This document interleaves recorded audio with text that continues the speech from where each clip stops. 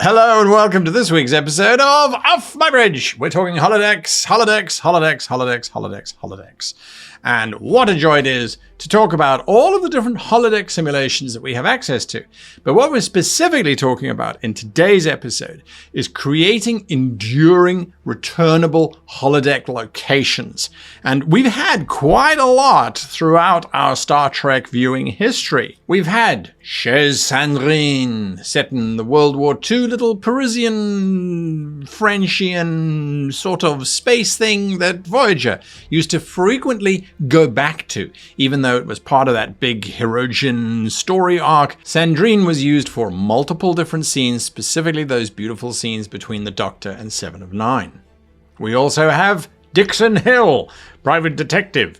Although the crew of the Enterprise didn't frequently go to Dixon Hill, it was mainly good old Captain Picard who did, it was a repeat location. At the same time, Sherlock Holmes with Data and Geordi also was a repeat location. The Fontaine Lounge for Vic Fontaine in DS9 was a frequent go-to in the last stages of DS9, and it became a refuge from the outside world, the chaos that was going on within that. And of course, who could forget Captain Proton and the 1930s black and white series that Voyager had.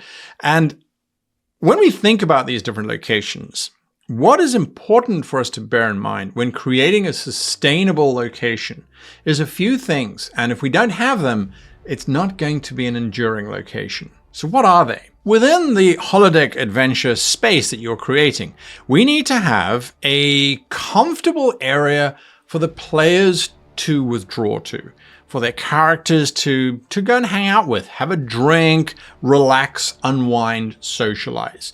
We never saw the DS9 crew going off to fight the Battle of Britain and to hang out in a little smoky tavern somewhere. They didn't need to. They had Quark's Bar for that. On the other hand, Chez Sandrine definitely was a place for the Voyager crew to go and chill at, have birthdays, celebrate events and things, rather than the old mundane 10 forward or mess hall.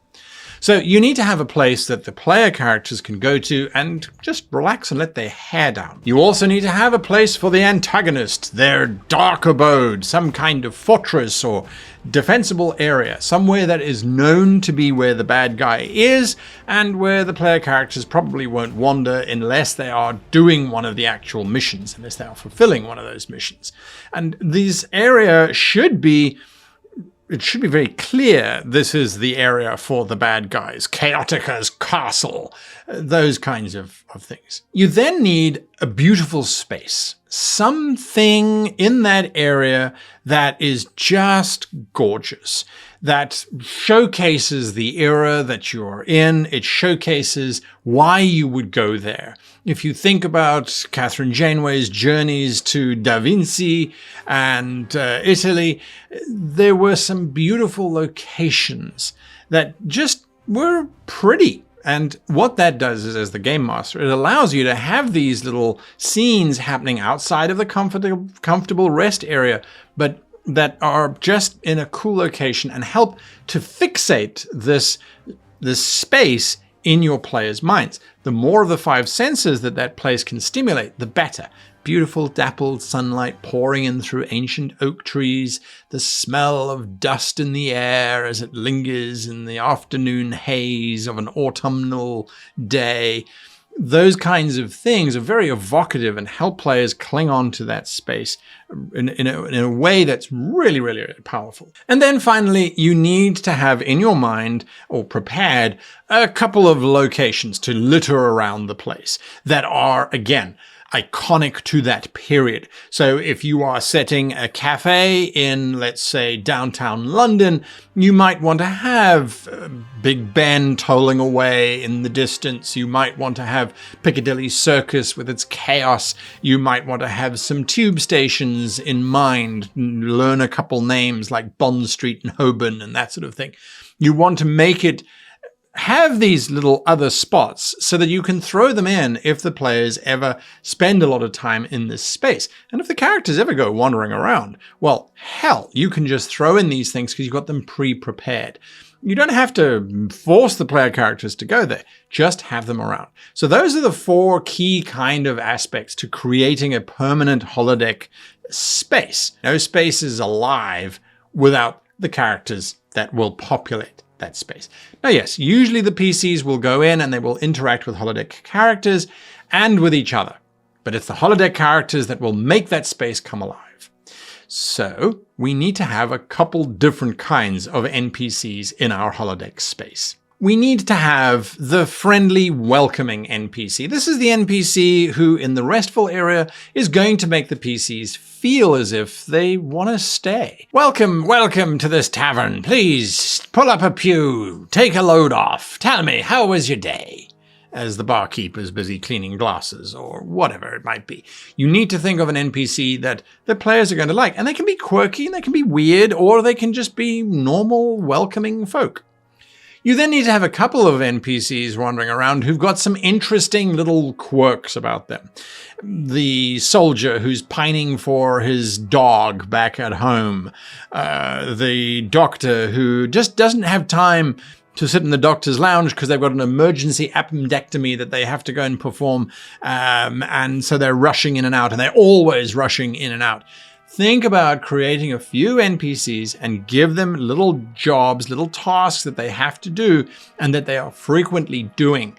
Again, if the player characters return to the same holodeck after a couple of adventures and the same characters are still there, it helps make it feel as if it's a holodeck program. It also makes it feel welcoming and comfortable, and that the players almost know what to expect. And later on, when you see what can go wrong with a holodeck, it's really useful to have these characters because then you can play against their type, or you can twist them and make them dark and sinister, or they learn more about the character. We then, of course, need to have some kind of romantic interest. The NPC who takes a shine to the PC for whatever reason and just wants to be their friend, wants to be a bit more than their friend. This is the holodeck, and what happens on the holodeck usually gets played out at the table until it gets to, let's say, PG-13, and then you fade to black. You don't need to go any further than that unless you really want to, in which case, hey, bully for you. Now, the romantic character should have traits that the player character finds interesting or attractive or dynamic. Because we all know it's possible to fall in love with holodeck characters. We've seen it happen multiple times over multiple series. And it's part of the holodeck experience, after all. And of course, you need your villain, your primary antagonistic force. Now, this could be an actual individual, such as, say, Chaotica, or any of the other main bad guys, or it could just be a force. In Dixon Hill, it was never one particular character. It wasn't just Nicky the Nose, or it wasn't just this person or that person. It was different people on a regular basis, but that was the motivator of that space. It was always going to be a crime that suddenly landed on Dix's desk. There was always going to be something happening in the background of Sandrine that involved World War II and Paris, or at least World War II and France. So the notion of the villain, you then need to decide what type of villain they are. And there's 4 types of villains predominantly in terms of how they interact with the PCs. You have a blunt force trauma, who is basically just a heavy hitter. This is the character who has no subtlety. Chaotica was a blunt force villain, using troops, just constantly being there, just a bad guy who gets defeated in being outwitted or outplayed or having their own strength used against them, that kind of thing. You get a chaser. Now, a chaser could be a hunter. It could be someone who is stalking the characters. Bearing in mind, the players want to bring their characters here. So these are not things that are going to kill their characters, but things that are going to provide pressure. So Nazis looking for the resistance. Those are hunters. They are looking for something. They are looking either for the player characters or for the experience or the thing that the player characters have. So they're present. They could be racers. They are someone trying to get somewhere before someone else. Moving out of Star Trek for a moment, if you think of the Indiana Jones and the Raiders of the Lost Ark, the Nazis were racing to get to the Ark before Jones did. And so they weren't hunting him. He was just getting ahead of them. And then, of course, they they found them. So races are pretty good in terms of setting a pace if you want the player characters to have to achieve something. And then the final one is the shadow. That is the Moriarty, the one who works in the background manipulating things. Names are whispered, but they're never quite there. It's the bigger story. Now, these villains you will want to have in maybe the first interaction with this holodeck adventure, and they get defeated or they get sent back to wherever it is that they came from. But then that's it. They are then no longer around. And of course, whenever the player characters enter a holodeck, they can say, oh, disable the villains, or don't run the actual program, the adventure, just run the program. I just want to be in this space. And that's really what you're looking for. So, of course, we now need to talk about the different ways in which holodecks can go wrong. And there's actually not that many when you look at it from broad strokes categories. There are, in my opinion, 4 categories of holodeck adventure opportunities. The first one is an external source causes the holodeck and those in the holodeck to get trapped there until they have finished the adventure that they are trapped in. External sources could be all sorts of things. Power surges, alien entities, a virus within the computer system, an enemy rogue starship flies past and zaps the holodeck emitters. The holodecks run on their own power. They are independent from almost everything. They are giant force fields, which, and we all know force fields prevent all kinds of things from happening. So it's an external influence. An internal influence. Now, this is frequently the computer make a simulation that can outthink me type of scenario, or computer make something that is as smart as I am, or I need it to be as smart as I am. Now, this is a challenge for the players to overcome, and usually requires them to be in the holodeck and out of the holodeck, working in tandem with one another. It is also often a moral dilemma, because once the holodeck itself creates characters that are incredibly real or so lifelike that they're not just cardboard cutouts, there's some interesting moral dilemmas that start coming in with that. Krell Massett, the Cardassian doctor that was in Voyager, was an interesting example of that, where you go, well, it's just the external skin that looks Cardassian. The knowledge is not.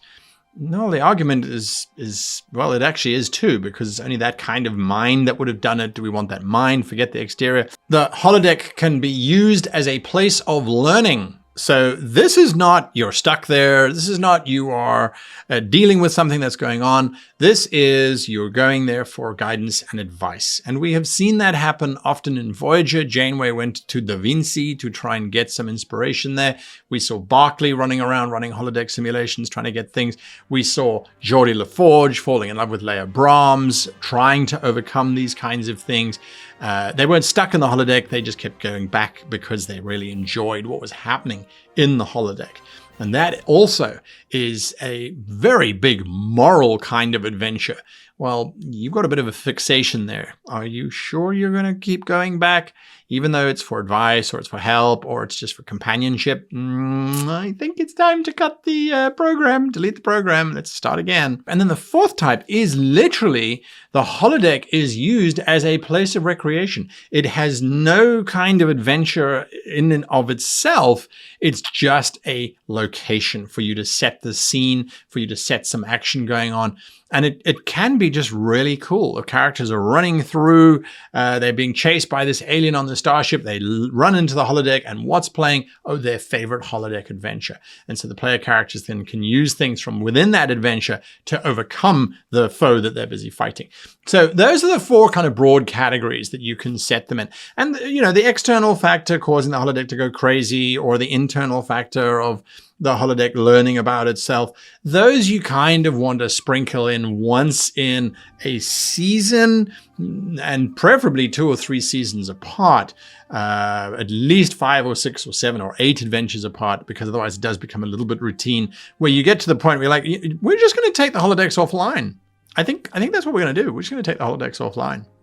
Anyway, those are my thoughts. What are your thoughts? Please hit that bell button so you can get alerted whenever new videos are coming out. Think about smashing that like button, and if you're not already subscribed, please subscribe. Until then, I wish you long life and happy gaming.